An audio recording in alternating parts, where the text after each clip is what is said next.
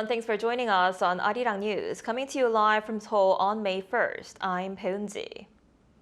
South Korea observed Labor Day today. President Lee Jae-myung promised to create an environment where no worker has to risk their lives and vowed to see coexistence between employees and employers. Our Yoon Jung-min reports. Ensuring workplace safety and pursuing labor management co-prosperity. Those were the key messages by President Lee Jae-myung on Friday at a Labor Day event at the Blue House. Highlighting how he worked in a factory as a child, President Lee took note of the dedication and hard work by ordinary workers and promised to create a society where labor is respected and everyone can work in a safe environment. 일터의 안전만큼은 결코 양보하거나 타협하지 않겠습니다. 노동자가 죽음을 무릅쓰지 않아도 되는 그런 정상적인 나라를 반드시 만들 것입니다. He also vowed to make sure that all workers are treated fairly, regardless of their hired status, and he vowed to achieve co-prosperity between labor and management for genuine growth. 기업 없는 노동자도 없고 노동자 없는 기업도 없습니다. 친노동은 반기업, 친기업은 반노동이라는 이 낡은 이분법을 깰 때 우리는 비로소 더 나은 미래로 나아갈 수 있을 것입니다. He went on to mention the future of labor where most of human labor might be replaced by AI and called for the need to seek coexistence where no laborer should be unilaterally forced to make sacrifices.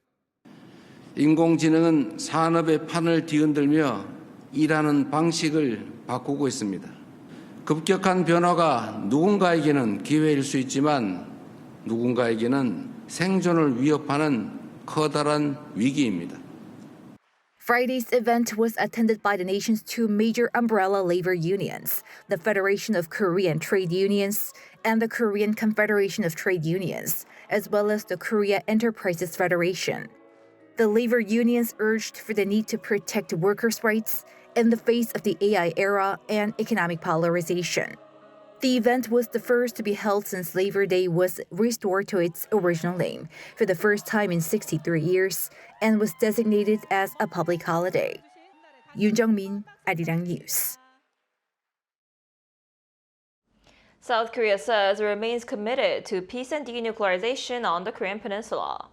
At a United Nations Security Council meeting in New York, Seoul's Ambassador Cha Ji-hoon says Seoul respects North Korea's regime and is not seeking absorption-based unification. But he also urged Pyongyang to return to the Nuclear Non-Proliferation Treaty. The Security Council meeting came 2 years after the UN panel monitoring North Korea's sanctions was shut down.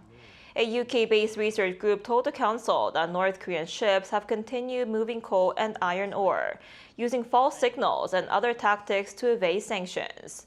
Washington said it would push to blacklist the vessels. Russia and China opposed more pressure, and North Korea accused the United States of hostility and double standards. Over in the United States, the country may consider dramatically cutting its troop numbers in Europe. Now that's according to U.S. President Donald Trump, who has now indicated Italy and Spain may see a reduction, along with Germany. Our Oh Soo-young has the details. U.S. President Donald Trump on Thursday said he will probably consider pulling out troops from Italy and Spain. This came a day after announcing that Washington was looking at reducing the number of military personnel in Germany. Responding to a question about whether he might consider the same for Italy and Spain, Trump said, Yeah, probably. Yeah, I probably will. Why should I? Look, why shouldn't I? Italy has not been of any help to us, and Spain has been horrible, absolutely horrible. It's NATO. President Trump has openly criticized NATO's European allies after they did not respond to a U.S. request for naval support to ensure tanker transit through the Strait of Hormuz, which had been blockaded by Iran. There are approximately 84,000 U.S. troops stationed across Europe. Around 36,000 are based in Germany alone. Amid speculation that Trump's frustration could lead to a redeployment or withdrawal of U.S. forces, there's growing attention on the potential impact on Europe's security posture. Meanwhile, as concerns over a prolonged conflict with Iran continue, global oil prices hit a 4-year high of more than $126 per barrel. Trump said gasoline costs may be high for now, but will drop rapidly once the war is over. The gas will go down. As soon as the war's over, it'll drop like a rock. There's so much of it. It's all over the place, sitting all over the oceans of the world. And it'll go down. But what won't happen is if Iran had a nuclear weapon and used it, then the whole world is a different place. Also, regarding Iran's national football team taking part in the FIFA World Cup in mid-June, Trump said he is fine with Iran taking part, reversing his position from a month ago. Young, Arirang News. Meanwhile, the Japanese government is seeking a stopover in Japan by U.S. President Donald Trump during his planned trip to China in mid-May.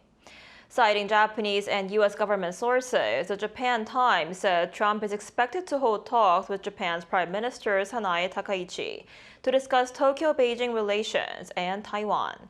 It added that Washington has not yet notified Tokyo of the plan due to Trump's fluctuating schedule amid the Middle East conflict, and that any decision will likely be made at the last minute. The Japanese government is reportedly planning to arrange phone talks between the two leaders if Trump decides to not stop over. On the economic front, Korea's export numbers surged last month, driven by a semiconductor boom, marking a second straight month that has been above $80 billion. The Trade Ministry's April figures on Friday showed that exports jumped 48% on year to $85.9 billion. Semiconductors led the gain, soaring over 170% to $31.9 billion, accounting for 37% of total exports. Memory prices have spiked sharply, with DDR4 up more than eightfold over the past year, amid rising investment in AI servers. Exports to the United States and China both posted strong growth, while shipments to the Middle East fell over 25%, hit by war-related disruptions. Despite strong headline figures, officials warn of growing risks, from supply chain volatility to rising global competition.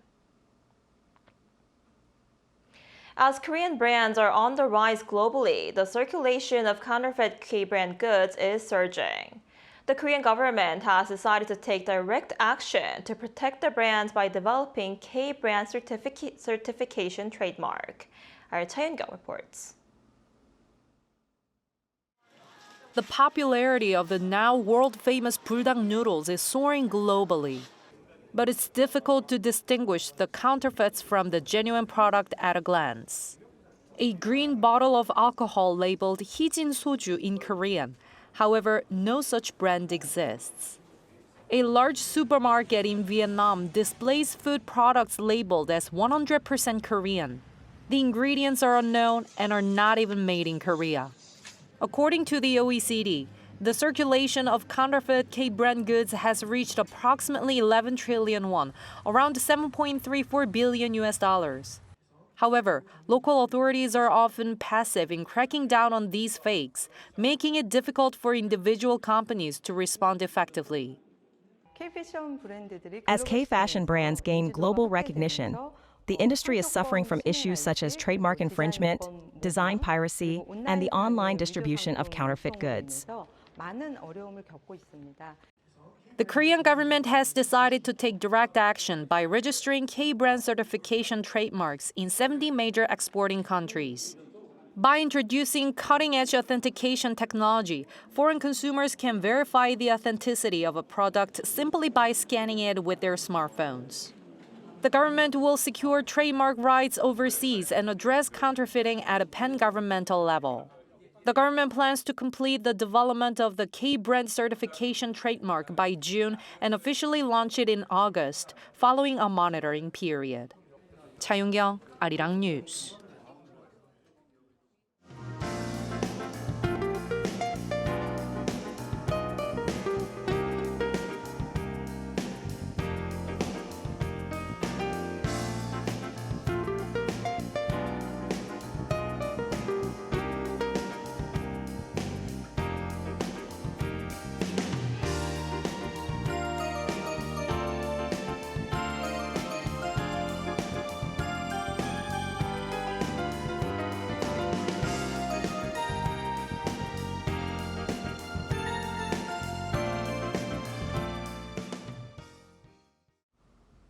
Now that's all we have for this edition of Arirang News. Thank you for watching.